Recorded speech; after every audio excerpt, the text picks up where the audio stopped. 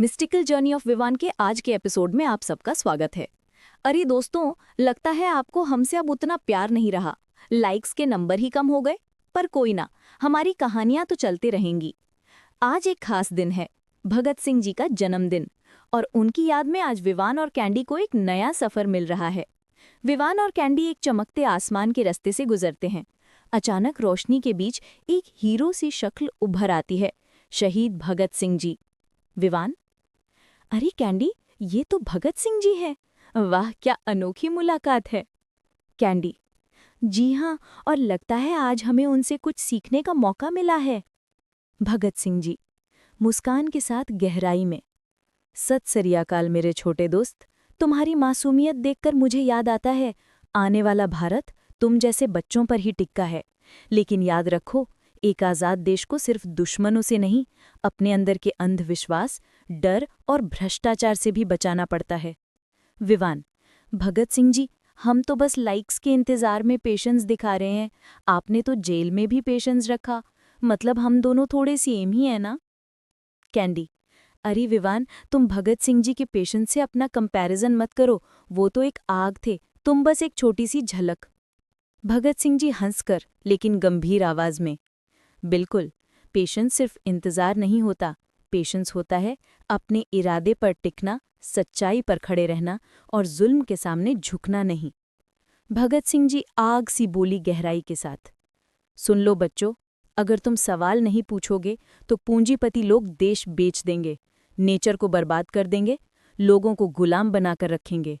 लोग अंदर से खोखले हो जाएंगे और तब रब का नाम भी धुंधला पड़ जाएगा। इसलिए सवाल जरूर पूछो, डर से ना रुको।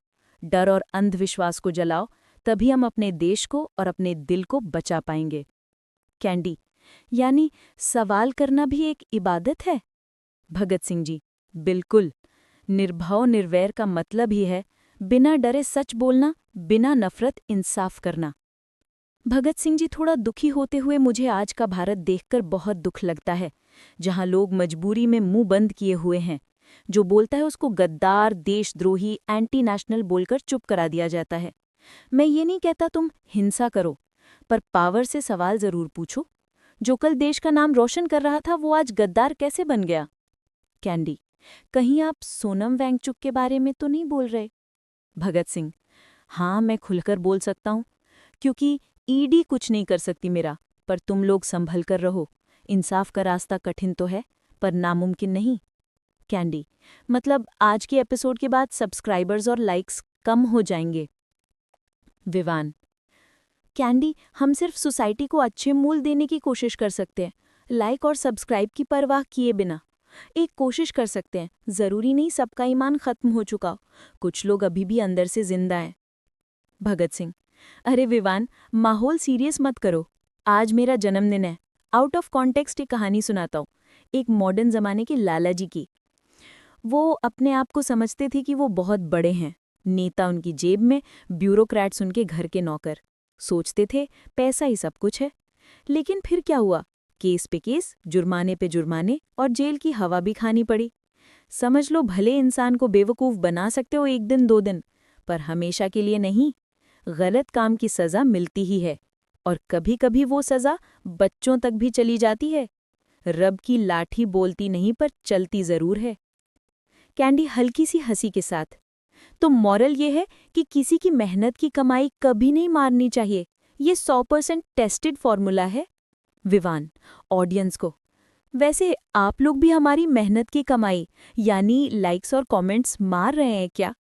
भगत सिंह जी, आखिरी संदेश मजबूत और कोमल सुर में, बच्चों हमेशा याद रखना, पहले शांति का रास्ता दिखाना जरूरी है, लेकिन अगर बुराई शांति से ना माने तो आवाज उठाना फर्ज है।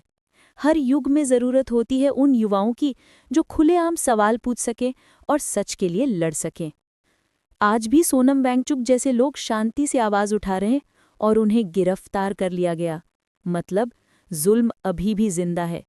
तुम्हें तैयार रहना है, जागो, सवाल पूछो और अपना देश, अपनी धरती और अपना रब बचाओ। तो दोस्तों, विजयदशमी आ रही है। रावण कौन है?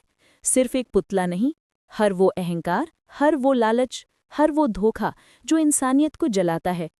आज का एपिसोड भगत सिंह जी को समर्पित है। और हाँ, हमने फिर आपसे 500 लाइक्स मांगे थे, पर लगता है हम भगत सिंह जी के पेशेंस के बच्चों जैसा पेशेंस सीख रहे हैं। चलिए दोस्तों, रावण को जलाइए, पर अपने अंदर के रावण को पहले पहचानिए और हमें प्यार दिखाइए।